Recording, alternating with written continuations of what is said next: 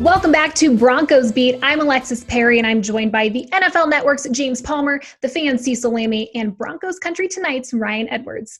It is time now to delve into Daniel Jeremiah's mock draft, which can be found at NFL.com if you'd like to check it out in its entirety.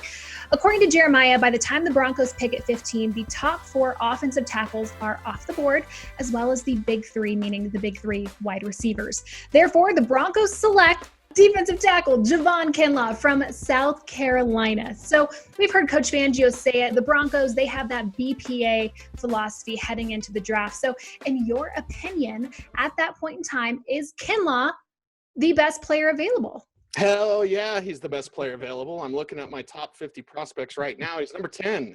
He's been 10 for a while. This was before the Senior Bowl when he really blew it up in a few days of practice there in Mobile. Javon Kinlaw is a penetrating presence that can get after the quarterback. And if you need any more convincing, just go back and watch the Super Bowl with Pat Mahomes raising the Lombardi Trophy, getting more guys to get after the passer. We can talk about what Jarrell Casey has left in the tank. We talk about Shelby Harris on a 1-year deal. We're all excited about Draymond Jones, as we should be, but getting a guy like Kinlaw, adding to that rotation. This is similar to when Giants years ago kept drafting first-round defensive linemen, and people asked why, and then they got to a Super Bowl against an undefeated Patriots team and beat them. Why?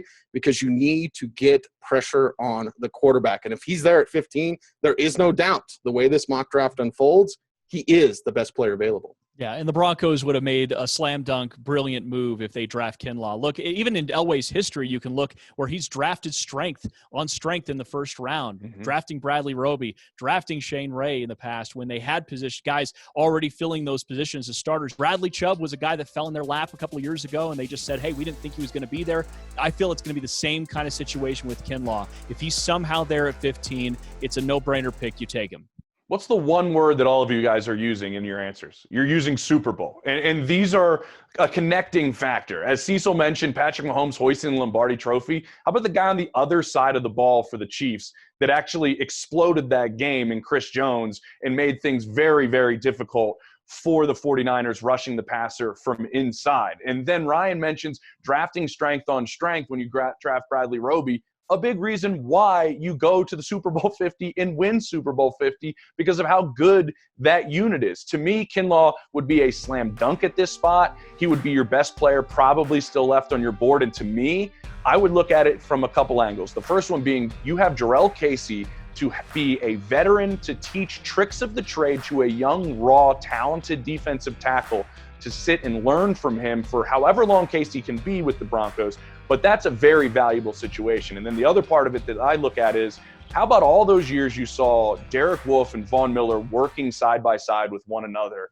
and working off of each other? If you could get that with Kinlaw and Bradley Chubb for, say, the next however many number of years to work with each other, I think that also lines up to be a very good move for the Denver Broncos. Well, and you want to also add in the fact that Shelby Harris is on a 1-year deal, Mike Purcell's on a 1-year deal, DeMarcus Walker's on a 1-year deal. So it's not like you're – because the some line's people are good like, right now. That's right. The line is good today. But you got to think about this thing as of into next year. So as of next year, you might have to reset there again on the defensive line, and that's why I like this pick so much.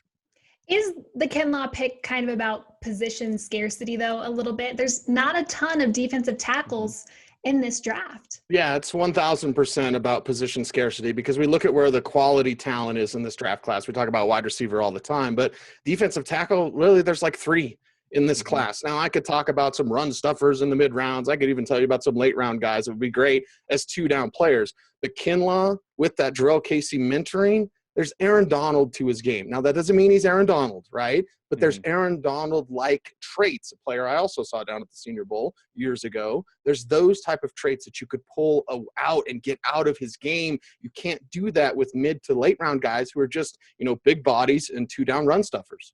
Yeah, and you could throw that in with Brown too. So, right, it's Brown and Kinlaw are on a completely different tier than anybody else in this draft. So, yeah, it is a little bit about scarcity. And it's not that you don't have other options there. There were a couple of players that go after Kinlaw there that you could consider positions of need. But again, for the Broncos, what you're trying to do right now is you're trying to build depth through the draft and build talent through the draft. And again, you take the most talented players where you can take them. And that's why Kinlaw, and again, I want to echo something Cecil said. I mean, dude, this guy, his first step is just unreal.